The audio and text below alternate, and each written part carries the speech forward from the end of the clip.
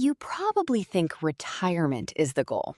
Work hard for 40 years, then finally stop. Rest, relax, do nothing. But in Japan, many people don't retire at all. Not because they can't afford to, because they don't want to. There's a word for it: Ikigai. Roughly, a reason to get up in the morning. Today, you'll discover the 5 things Japanese elders do instead of retiring. And the last one isn't really about Japan at all. It's about you, 20 years from now. Let's start with reason number 1. They don't take a hard stop. Picture a small fishing town in Okinawa, one of the places on Earth with the highest number of people living past 100.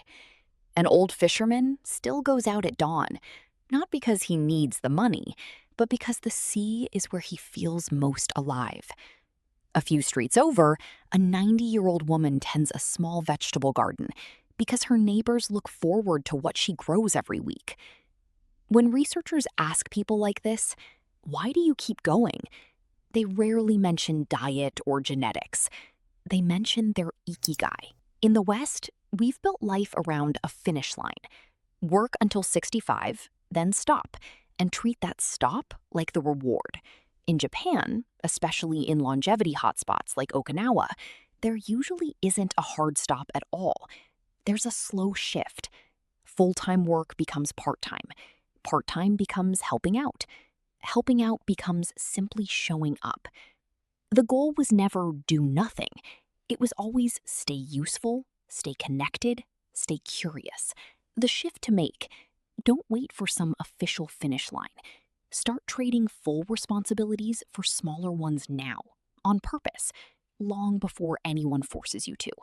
Stick with this next part, because it explains why stopping suddenly can actually backfire. Reason number 2, they avoid what psychologists call role loss.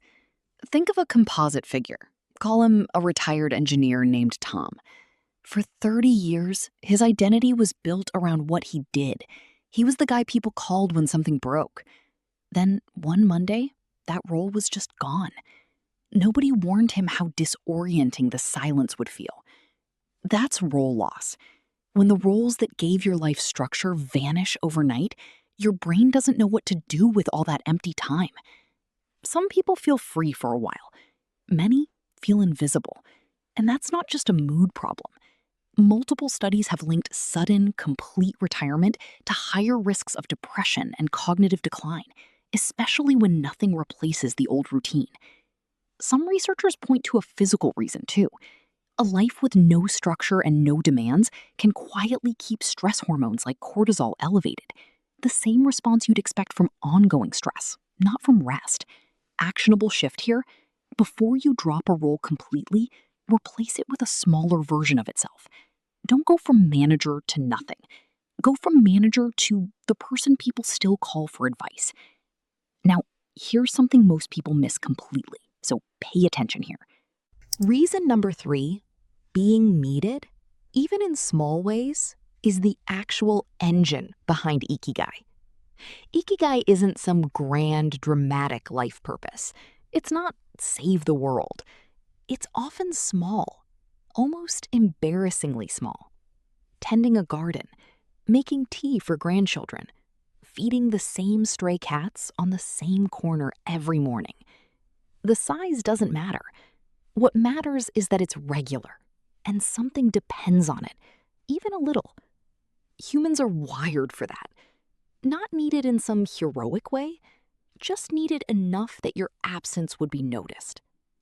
Actionable takeaway here: stop waiting for one giant purpose to arrive.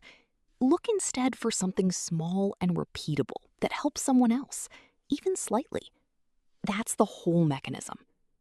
The next part is the one most Western retirement models get backwards, so keep watching. Reason number 4. Aging is treated as a stage to be respected, not a problem to be solved. There's a cultural idea called keiro, respect for elders. In many small Japanese towns, this isn't just a nice sentiment. It's built into daily life. Take a woman named Aiko, in her mid-80s in a small town outside Kyoto. Her son still asks her opinion before making decisions about the family shop. Her grandchildren stop by after school because she's the one who remembers how to fix things. She isn't sidelined, she's consulted. Compare that to a mindset where growing older quietly means becoming less relevant, less consulted, less needed. If your culture keeps asking for your input, some part of you keeps showing up for life because life still needs you back. Here's the actionable shift. Build at least one relationship where you're regularly consulted, not just checked in on. A weekly call where someone genuinely asks your opinion does more for a sense of purpose than most people realize. Stick around for this last one, because what researchers found here surprised even them. Reason number 5, purpose doesn't just affect mood. It appears to show up in the body itself. Researchers tracking a group of Okinawan elders over the years noticed something. The ones who felt most needed, the ones with an active daily Ikigai, also tended to have the healthiest markers in their blood work. That pattern led to a broader finding. People with a strong sense of purpose tend to have lower inflammation, healthier hearts, and sharper minds later in life. Nobody is claiming Ikigai is a magic cure, but the pattern keeps showing up, study after study, in different countries and cultures. The theory is simple. Purpose seems to give the mind, and maybe the body, a reason to keep functioning well. Actionable shift here. Treat purpose as part of your health routine, not separate from it. The habit that gives you a reason to get up may be doing as much work as the habit that gets your heart rate up.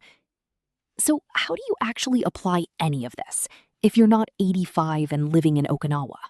First, stop treating purpose like a single grand discovery. Look for small, repeatable acts of contribution instead.